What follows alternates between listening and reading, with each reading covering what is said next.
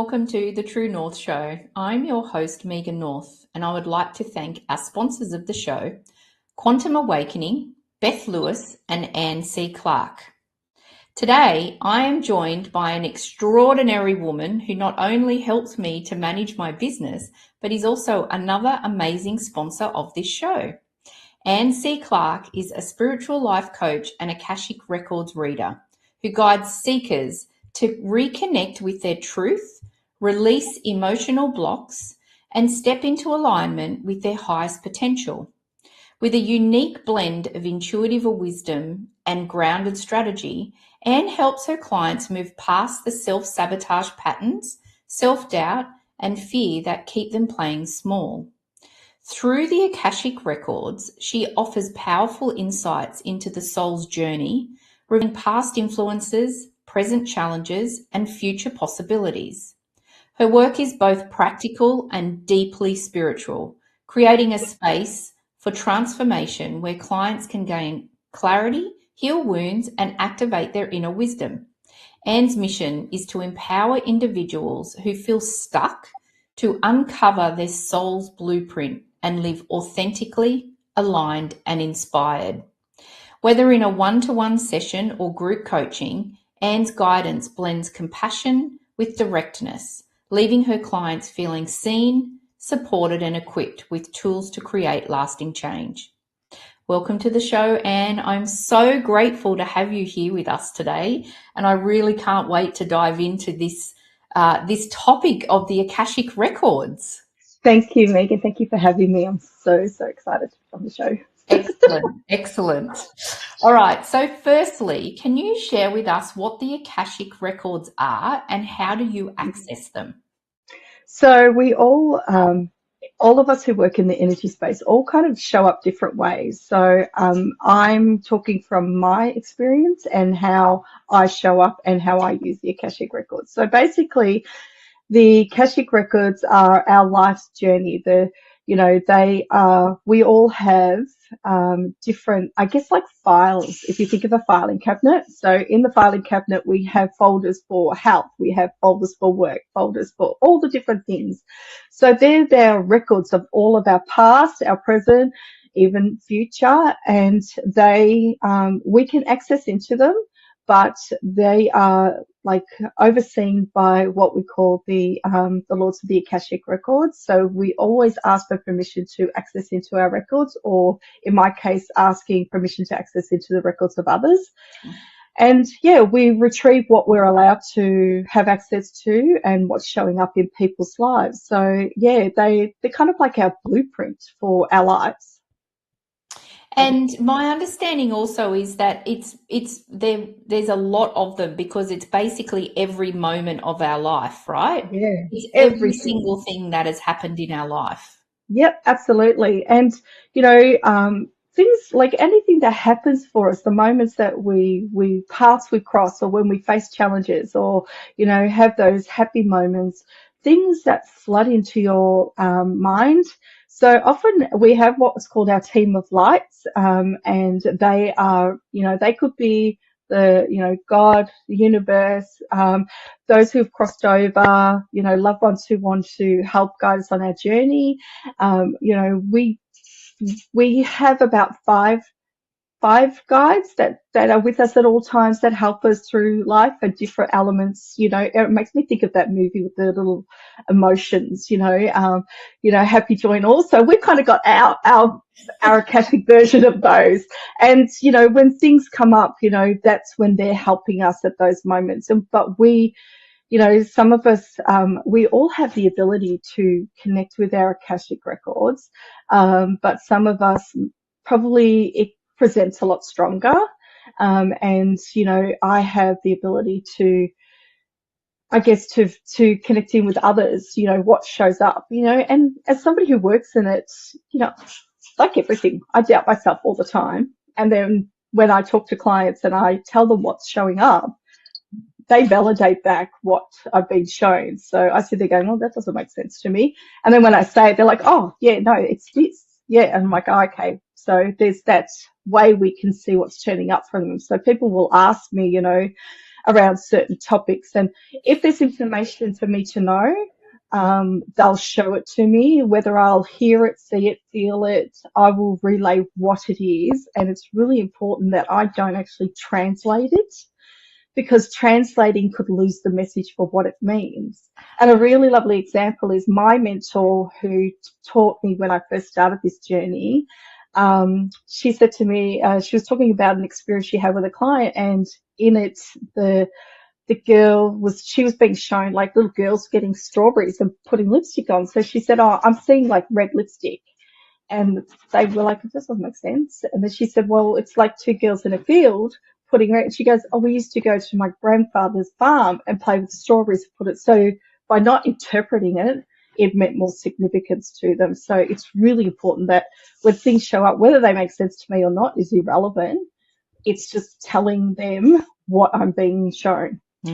Okay.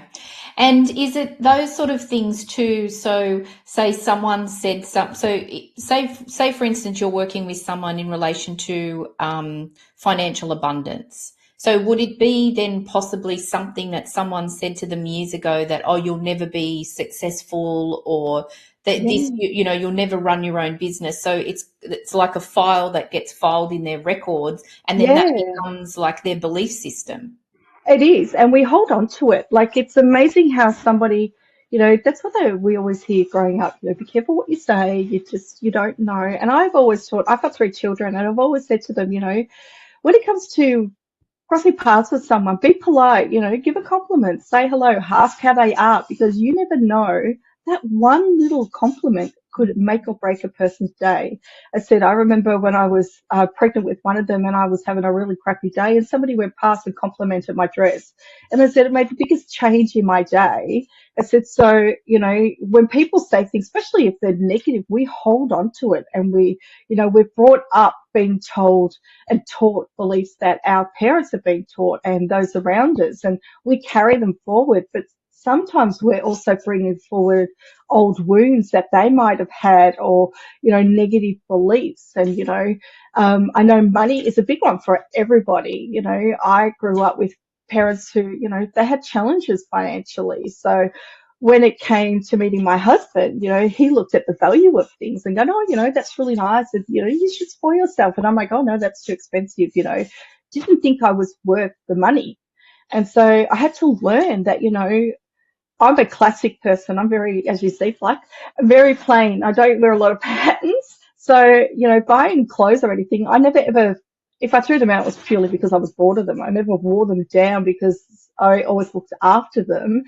And because they were classic colors, I would have them for years. So, that was that belief of, being conservative, holding on to it, and then learning. He had to teach me in that part of my life that, it's okay to have the good stuff. You value it and you'll appreciate it and hold on to it longer because you put that worth in there. But I had to learn to unlearn old wounds that were being carried forward for me. When I was young, I wanted to do Irish dancing and I wanted to be a dancer, but, my family couldn't afford to pay for those things. So for me growing up, it was like, well, that's, money, you can't use it, or, I'm holding on to those beliefs and learning through the Akashic Records to release what was blocking it, and, also forgive. When we face anything in life, it's really important to take away from the moment what we can learn from it, not hold on to the comment that person said. What was it? What, like, vision, or what did you feel when they said it? That is the element that you're supposed to look at. And if you have a repeating pattern in your life where you keep doing the same mistake, it's because you haven't learnt the valuable lesson your team want you to take from it. Yeah. The girls that have dated the same bad type of men, there's a reason, because you're missing the key sign. And they're not there to punish you. They're just there to remind you, you need to go and check this out. You're missing something. Go back and have a look. When you go to do something on your computer and something's not working, or when you get a block in the obstacle path that you're like, oh my gosh, why? It just means to step back, have a look. What is it that needs to come out of this, or needs to change, or can you adapt, or is there another path around it? Because we can always have a goal or where we want to go to, but the path to get there doesn't mean it's the one that you visualize in your eyes, that how you're going to get there. Yeah. You know, I've often had clients said, "Oh, you said I'd get there, but it definitely wasn't the path I was expecting to go." And I'm like, "Yeah, you'll get there. It's we think that, you know, when we connect with spirits, you know, my children know that when we see rainbows, it's their Uncle John. I lost my brother 3 years ago, and that's how he shows up for us. And when I was telling the kids, you know, we can ask those who've crossed over to send us messages and use symbols, tell them what we want them to show up as. And when I was telling them, in my head, I was thinking 2 rainbows, and I just said rainbows out my mouth. But when we walked out the front door, literally there were 2 rainbows in front of us, and I'm like, well, you couldn't be any more obvious if you tried. So, you know, the kids always associate rainbows with him, but I said rainbows don't have to be just in the sky. Like, they can be colors of rainbows. You know, it's looking kind of around you to see it's there. It's not what we perceive as what we've been told that's what you should see. Yeah. And so when you talk about like accessing the records, are they in, like, do you go like spiritually into a chamber, or how do you get there? Like, what is it? I always say to people going, "Oh, you're very woo-woo. Do you have your crystals? Do you do that?" And I'm like, no, I'm realistic, and I'm, you know, a mum, I'm running a business, you know, I'm busy. I don't have time to sit there doing any of the, sure, it'd be nice, but that's not my thing. So we can access them every day, and, you know, any time of the day. I have a little prayer that I like to say, which is pretty much asking, you know, God to put a shield, a cloak around me to protect me and to fill my space with white light only, so that anything that is deemed a negative energy doesn't come into my space. And then, you know, whether you're going out in the outside in the grass and grounding yourself, putting your feet on the grass, it's a great way, because when you go into that moment, it's when you are suddenly listening, you're quiet.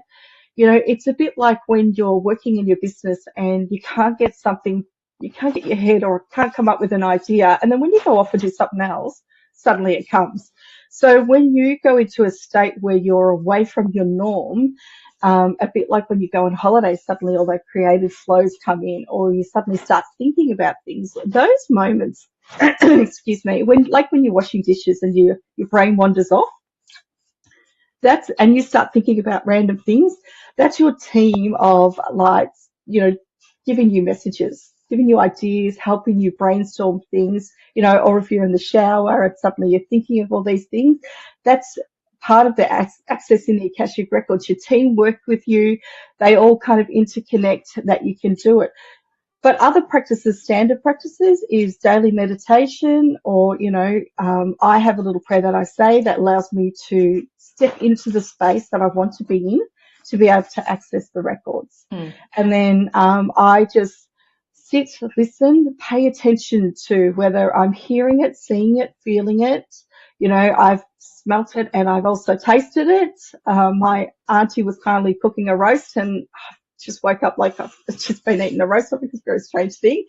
But, you know, they will relay that message to you whichever way that they know that you will get it. Understand. Yeah. So we have access to it all the time, but life is busy and life is noisy. And sometimes when there's a lot of noise around us, or even if you're in emotions where things are going on in life and you're distracted by it, or, you know, you're not feeling your best version of you, you can't hear them. You can't see them. You can't feel the messages. So that's why our team of lights work with our Akashic Records to help support us. And, you know, we can access in and ask questions. And no, it's not going to give you the Tats Lotto numbers or anything great like that. That's not how it works. They're there to guide us. And we still have what we call free will. You know, and today I could access your records and tell you what they're showing me. But tomorrow you might take a step in a totally different direction that they're all going to go, oh, that wasn't what we were planning. But like all paths lead a different way, but they could Mm, still end up at the same point. So yeah. that's where that variation can come in. So what could show up today might not be the same message you'll get in a month's time. Right. Okay. And then when you've accessed them, is it a process then of us getting more insight into what's potentially blocking us or getting advice? Do they get healed at that time as well, or is it just more an Yeah, insight I'm a into this Reiki is healer as why? well. Yeah, I believe, personally, my belief around it is the fact that you take the first step in identifying what what is potentially causing the block or Hmm. where the focus needs to be is your first step in the journey to healing. Right. And then there's things we can do. They will, your team or, the Akashic Records, the Lords of the Akashic Records might, you know, show me things to say, this is where you need to go, or this is what you need to do, or, things might come up and they'll say, this is what's holding you back. You need to let it go. Right. And it could be a case that they say to me, tell them to write a letter to whether it's a person that's hurt them, write the letter, tell them how they made you feel, like really just let it all out in the letter and then burn the letter, Mm. or it could be, burning it but forgiving them at the same time because, we all trip over in life and it's about getting back up and keep going. Mm. But, they'll tell me, whether or not you need to take it further or whether it's something I can do to help heal you. Hmm. But being able to, like anything, being able to first identify where it's sitting is your first step in your journey to Right. healing it or releasing it. Yeah, okay. Because it almost then gives you that really deep insight, doesn't it, into, now I understand why that's always a challenge or why this is blocked. It's almost like sort of, I guess, opening up the record and saying, okay, this is what happened and these are the reasons why it's now showing up now. So then Yeah. you can then decide to ignore it, which you probably wouldn't, or Yeah. deal with it, heal it, work on it. Like there's all these things then. So it's like putting a spotlight on something for you. Yeah. And my husband has a few health issues, and in the part of his journey, he's a diabetic, and he ended up losing some vision in his eyes. And they we moved to a new location, and when we moved, it meant we left the doctors that he had. So it was the process of finding it, and then we were like, oh, we'll fly back. And then after 6 months, we were like, nah, we don't want to do this. So we were trying to find somebody where we were that would be able to help him and support him. And he's like, what's going on? And I'm like, they just keep saying you've got to trust them. They're working on it. It's coming. And sure enough, it did. And it was just the most perfect person who was aligned to him in his, values and his ethics of how he wants to be looked after as a patient, as opposed to, the first thing when we met this doctor, he said, I could tell you everything, but I want to hear your story first. That for my husband is a massive tick because he Mm. goes into so many specialists and they just head down and they don't take anything on board. So often he gets frustrated. Like I've done readings for him quite often, and I got to a point one day he was getting angry at me and he was like asking me things, and I'm like, you know what? I'm not doing these for you anymore. That's it. You're on the naughty list. And he's like, what? I go, stop arguing with me. I'm just telling you what they're saying. I can't manipulate, change the information. And he's like, oh, what do you mean? You're not going to do them anymore. And I'm like, well, if you keep being rude, and I said, your leg's shaking, which means you're getting frustrated with me. I said, I won't do them anymore if you keep that behavior. I was like, okay, I'll stop. But Mm. it was quite interesting. Like the whole time, like he was panicking about, where this person is. And they're like, just trust us, just trust us. I'm like, that's not really giving him the right information. He wants him, but like, you have to learn to trust us. And his was a big thing around trust and just to almost like surrender. Let Mm. them take care of it. They will bring into your pathway the things you need Yeah. and when you need it. Yeah. And We all want it yesterday, but yeah. there is a process to it. So the wisdom he was learning at that time was trusting and patience probably as Patience. well. Yeah.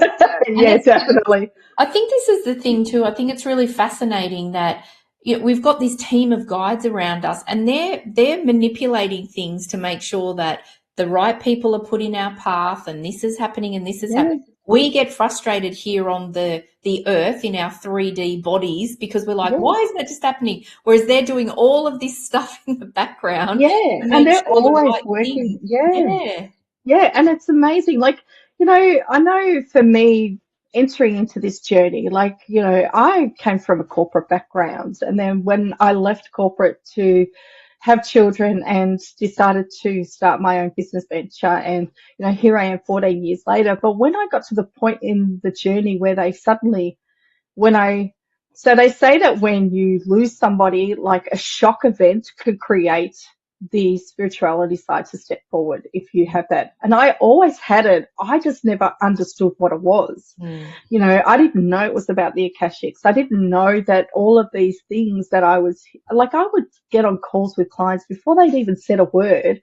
I would get all this download about them, what they were going to say. And I'm like, I just thought I was like, I was very clued in on this. How did that happen? Not realizing that I was actually getting the messages because I could feel into their energies. I was getting it before they said it. And then once I lost John, I lost my brother and then my dad last year. And when I lost John, I was shocked. We were very close. And he's the godfather too. He used to ring me up going, "Hey, it's the godfather." He's my three kids' godfather, and just it was a big shock for us because we were so close, and it was a long battle with cancer, but when it came to the end point, it kind of happened very quickly. But he hung on enough for me to get home and say goodbye to him, and then I had a mentor in the Akashics that when I connected with her, she said, "Your brother's here and he wants you to step into this." And I'm like, I don't know. This is, my clients are all going to dump me. What are you talking about?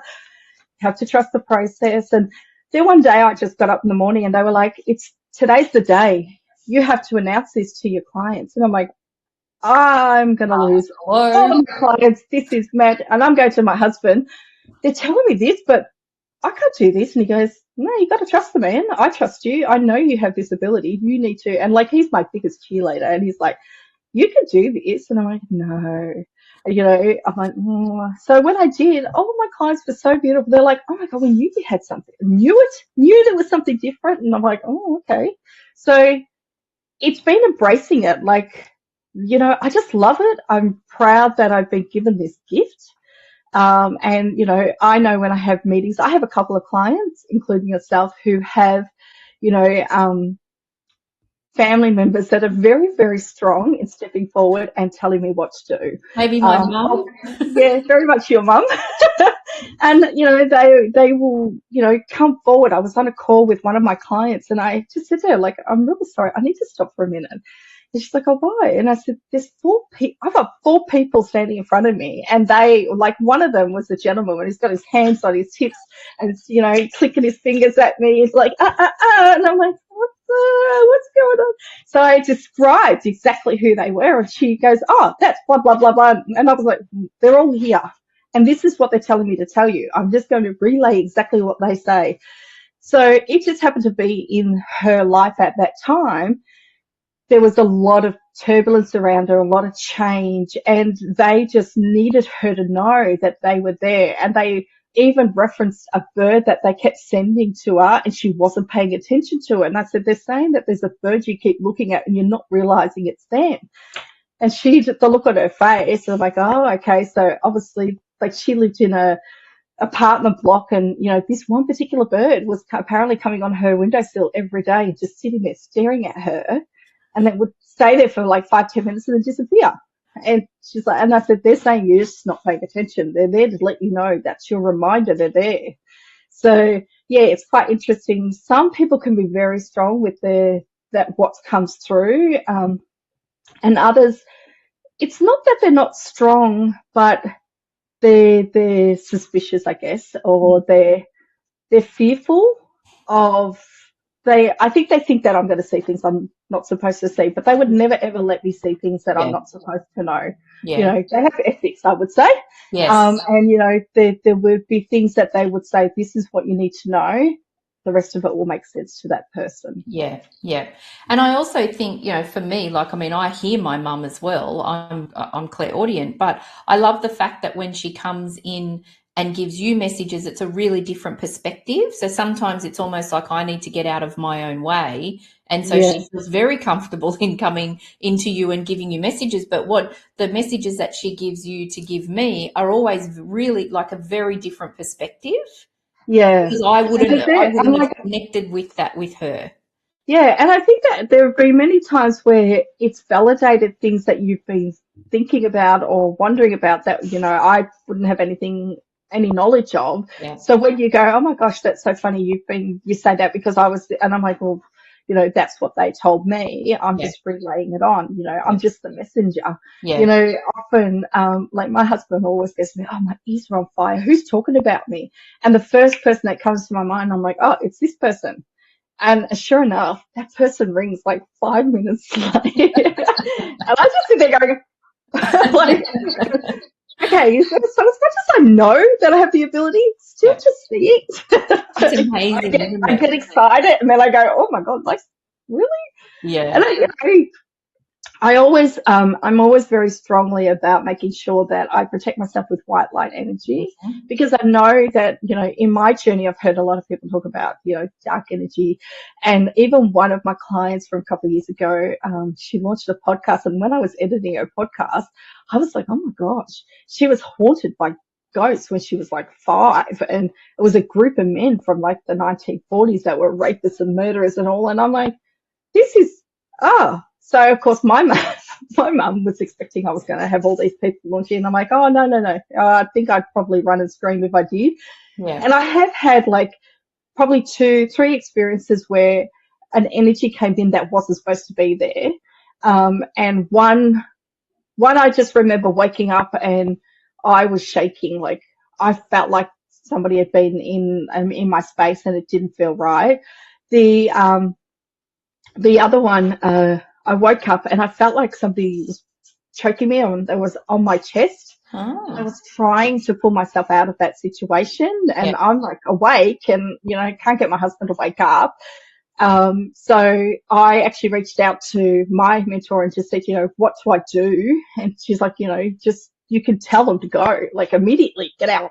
yeah, So the next time it happened, that was the first thing I did. And yeah, I guess I felt really in control of what yeah, was coming into my space. yeah, So, you know, there is good and bad in life, but we can create a safe space within the Akashic Records that, you know, we're not entering into any dark yeah, realms or yeah. whatever you want to call Or it. any areas that we don't want to touch on. Yeah, Yeah, yeah, yeah. definitely.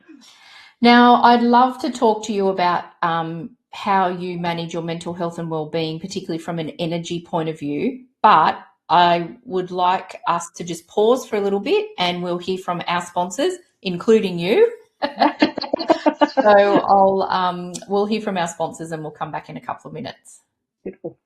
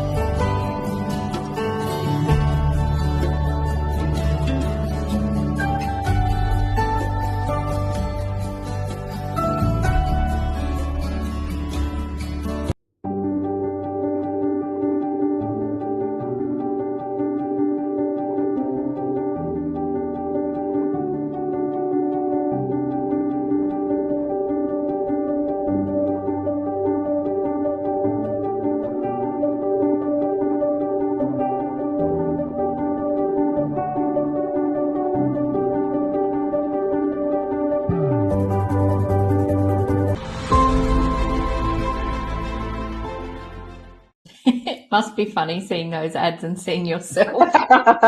No. Like, oh yeah. So welcome back. Okay, so because you tune into people's energy while you're accessing their records, how do you maintain balance and prioritize your mental well-being while you're doing this work? So when I access records, I have a process to which I enter into the records. Like I said, I have a prayer that I open up with. Hmm. And then when I finish the session with them, I close out their records so that they're not opened. And then for me, as a general well-being, is I love burning sage. I find it just clears the energy. Plus, it's got very good health benefits, I've learned. But it just helps me clear any negative energies around me or anything that just doesn't need to be there. And I love walking up the back and walking on the grass and just soaking up the sunshine to give myself that moment's break to just release what I don't need to and just kind of center myself. Yeah. And in a week, I always have to have at least one day where I'm not on technology, Mm, because it just helps me, I guess, recalibrate and, get myself back to where I need to be and be open. If I'm always on or it's always going around me, and I work in the online space, so I'm always online. mm. So having that break from it is so important for me because it just, yeah, really helps me recharge my batteries. Idealistically, I'd like to have, 2 days off, but I always have something that pops up that I need to do. So yeah, I try and do that. And yeah, I think for me, I have a couple of little things. I like to try and meditate when I can. I actually do art, so that's my kind of meditation as well. Just getting out there and practicing and, you know, yeah, just I switch off when I'm painting. It's my way of releasing whatever's needing to be released because I just go into a different zone. Yeah. And yeah, there are just Yeah. little practices I like to do that I know help just keep me balanced. I think that switching off from technology is a big thing, particularly with our mental health. I know myself, like I'm pretty good with my phone. Like at about 8 o'clock at night, I put it aside. But on a weekend as well, often I'll be the same. Like I might have a day where I just don't look at my laptop. I don't look at any emails, social media, nothing, because Yeah. I feel like it's almost my brain gets emptied in a And sense. I have a few clients that are overseas, so they're like, "Oh, we'll just message you, get it whenever." So for me, I have to turn my phone on silent in the evenings, otherwise it'll be going off all night. Yeah. But I had to learn that because early on in business, I had a client who just had no filter on boundaries, so they were coming in all hours, all days, all weekends, and being new in business, I felt compelled to meet their needs, but it was compromising my own well-being. So then I just went, I need to establish boundaries, or as you taught me, manage my expectations when it comes to clients. And, that's why, like on a general rule, I don't work on weekends unless somebody needs me, or if it's just I want to go and get things done, it's on my terms. But it's where people are not, it's kind of that space where people are not rushing out to connect with me or reaching out or ringing me that I have that I feel like I could breathe. And even like in my working week, I have a couple of days in the week where I've blocked my diary so people can't book in for calls or book in for things, just so that I can get into my zone to do the work. Because for me, a lot of my work, there's a lot of times where my energy and my creativity comes in, and I need to be able to tune in to what I need to present for my client. And that's what my clients love about me, is that I can bring that into the work for them. And, the team might tell me things that, that are really important, or we need to take a shift and add this into the mixture. It might even be around their social media. It could be about a new download for a product idea. So I need to have that space where if people are ringing me all the time, I'm partially deaf. I hate being on the phone anyway. But when people ring me, it's that constant noise coming in. So there's no quietness for me to be able to just listen in and tune into what I need to be doing in that space. Yeah, yeah. And I think it's really interesting that you talked about that, the boundaries or managing expectations, because if you can do those things up front, I think then that really, and directly with the person as well, I think that then sets you up for you then choosing whether on the weekend you want to do some work. I always know when you've had a weekend where you've really relaxed and mentally switched off, because on Monday morning I go into my email and I've got like 1,000 emails from you because you've taken, Yeah, Anne's done this, this, and this. I'm like, oh my God, okay, she must have had a yeah. really good weekend. Well, that's it. It's when like they'll tune in. It's when I switch off. When I'm in that space. I might be having a shower that suddenly, all this downloads comes in. I'm like, I'm in the shower. I'm not going to remember this. You better remind me when I get to my desk. So that, when I'll come out and I'll write it all down. So when I get to my desk, I can, tick things off. And there's been times where I've created something for someone and then I'm like, just doesn't feel right. Mm, And if people put pressure on me and start, getting in my face about it, it sabotages it. yeah. If you just back off and let me get into the space, it comes and it flows perfectly. And, that's where my best ideas and the best creative, some of the journey for my clients has seen them, sell artwork and, launch products and sell products that they didn't think they would get any shift in, or land gigs that they didn't think they would, purely by, giving the space that it allowed me to see what needed to show up for them and how we could, I guess, guide the path to where they needed to go. Mm. And I've had that exactly with you, with Beth, my business partner. So when she and I first started our business at the end of last year, we created branding and a logo, and then sort of, mid or early in the year, or sort of mid in this year, we were saying to you and you were saying to us, doesn't really feel or resonate. And so we went through a process of just trusting you and saying, okay, go for it and show us what you get. And as soon as you Yeah. showed us the new colors we were like, oh my gosh, that's it. And like when I look back at that, the colors you had to where we are, they're not different, but they are different. Yeah, Like they're kind of the same, the pinks and the blues and whatever, but they're a tone different that kind of positions you in a different light. yeah, So from being, I guess, strong in color, you are more sociably aware and more, because what you and Beth create together is so beautiful and so harmonizing for your community that the colors are just, they're actually celebrating you. That's how it was coming across, that, it's a celebration. You guys, you just bring such a beautiful gift to anybody in the uniquely connected community. Like, both of you individually in your own businesses and collectively, like, I love watching and creating and working in the space for both of you, because I get to, they all sing and tell me things and they're like, oh, don't forget to add this in there and let's do this. And, I'll be sitting there and all of a sudden, there's like, oh, something's coming through, isn't it? And I'm like, oh yeah, it's for Megan and Beth. I need to write it down. And, it comes through when they're like, Anne, you're open, you're listening. Right. Let's get in there quickly. yeah, This is for these people. And because I'll be sitting there going, what on earth am I thinking? What's that going? I'm like, obviously you can see that I'm open, that you can come and tell me what I need to be doing. So yeah, yeah, yeah. And so do you access the records for yourself as well? I Can you do do. that? I do. Yep.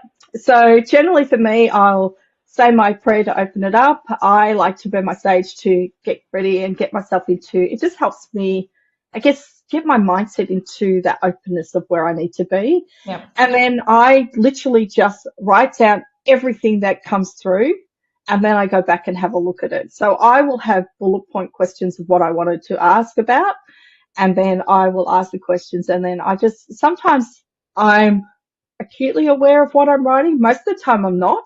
I'll just write what's come through.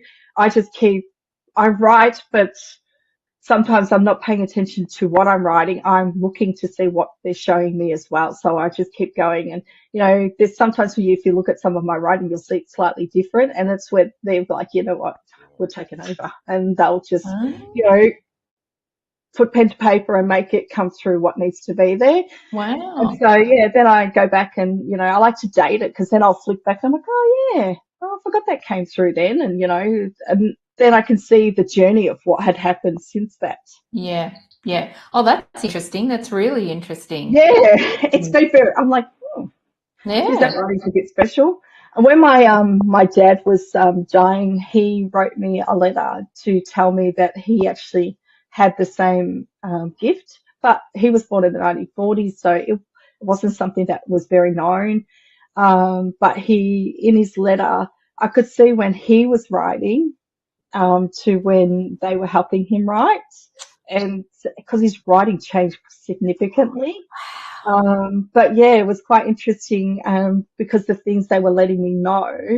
And when I spoke to him about it, he didn't remember some of the things he had written in the letter. Yeah. So yeah, it's quite interesting. But I used to always say growing up, I look the image of my mum and I've got my dad's heart. And so when yeah, all of this sort of came up and he spoke to me about it. So when he passed away, like I was devastated when John passed away because it was all new. Mm. And it was the first very inner circle of loss.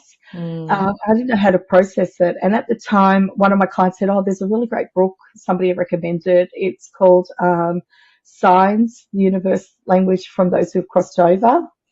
It's by Laura Lynn Jackson. And, she shares stories of when messages were coming through for people and their journeys. And it helped me then learn that I can ask for signs and stuff. So when my dad passed away, my husband said to me, oh, yeah, I just really thought you'd be devastated. I said, I am devastated. However, I keep waiting for him to show up. And Mm. then the day he came, he turned up wearing, when I graduated grade 6, he came with me to my graduation and he was wearing this particular tweed brown jacket.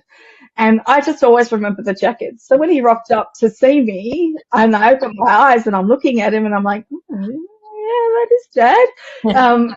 He's like, check the jacket out. And then of course when I said to my sister, oh, I saw Dad, he was wearing the brown tweed jacket. She's like, oh my God, the jacket.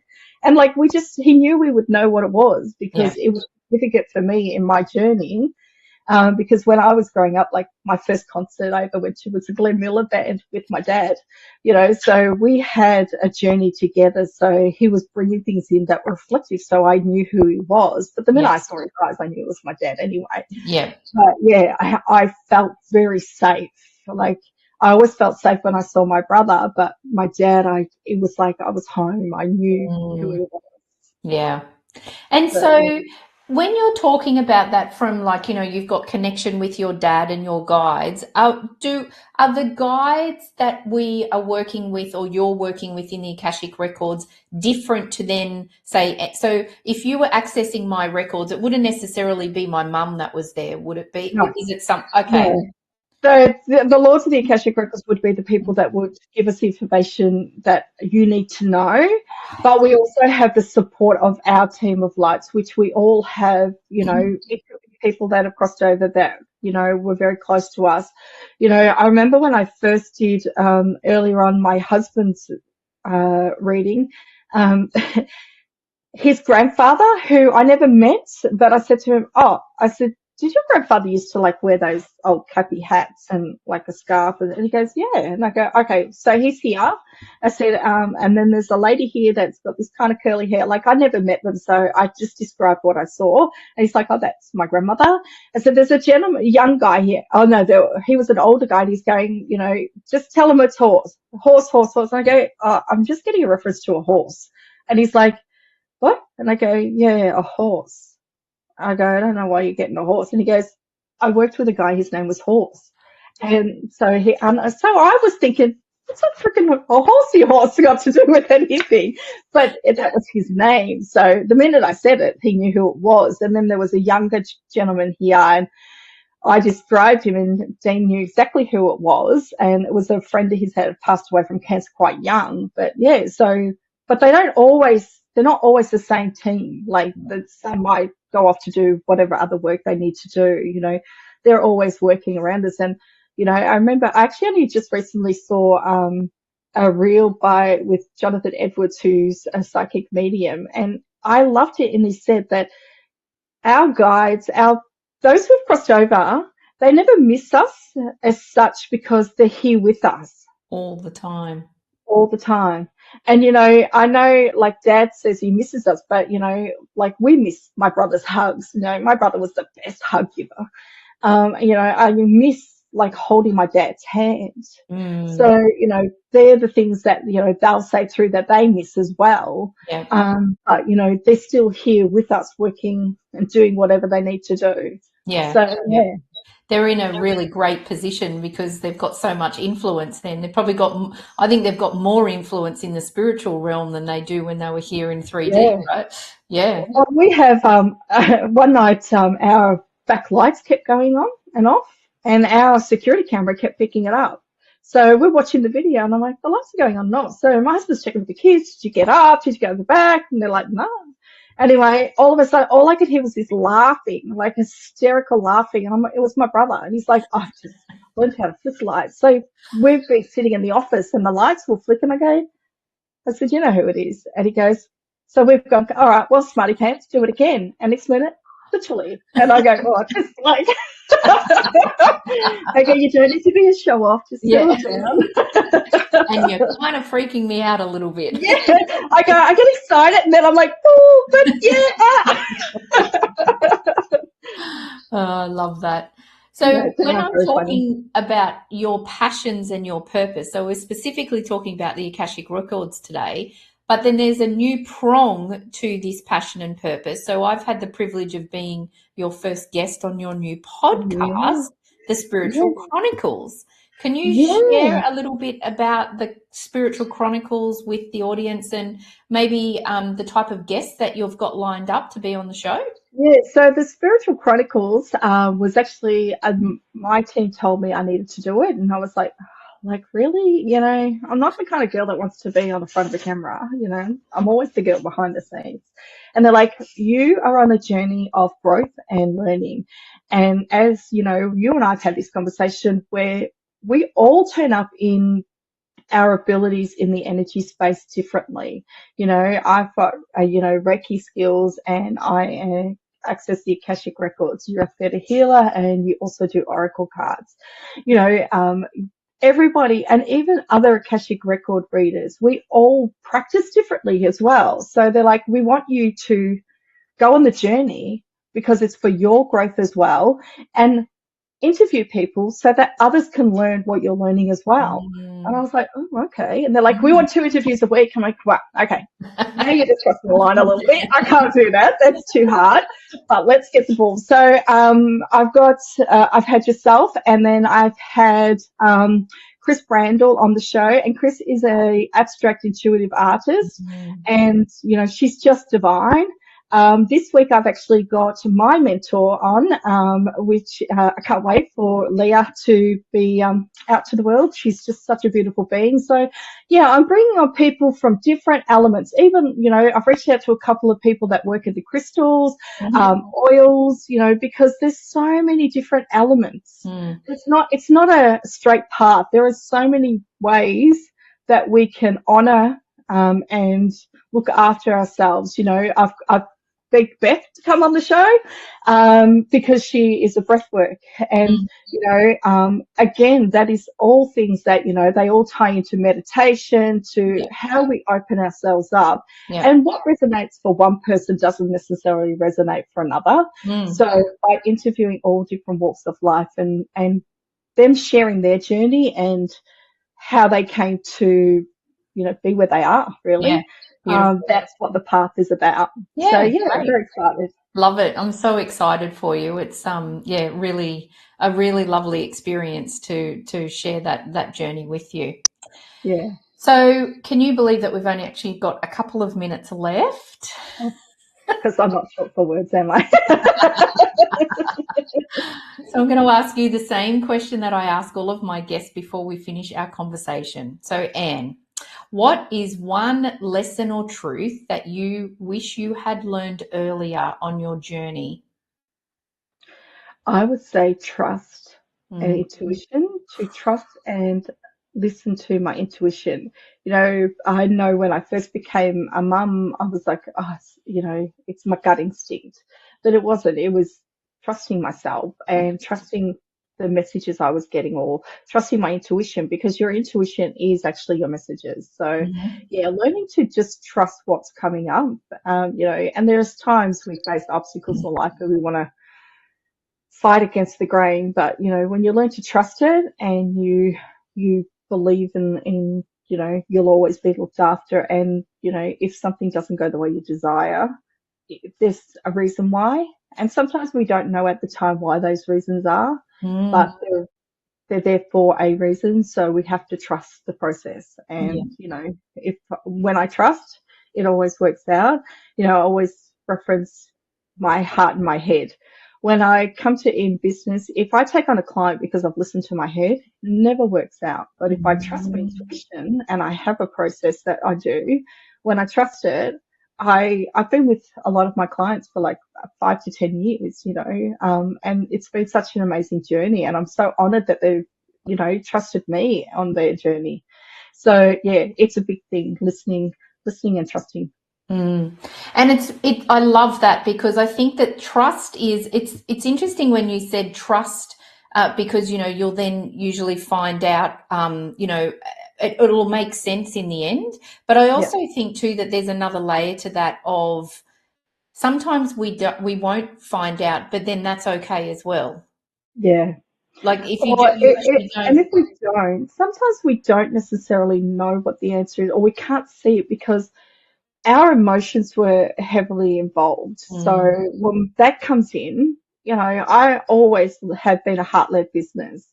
And it took me a long time to understand that and to trust it and be open about it. I am heart-led. I'm passionate about what I do. I always try and go above and beyond for clients.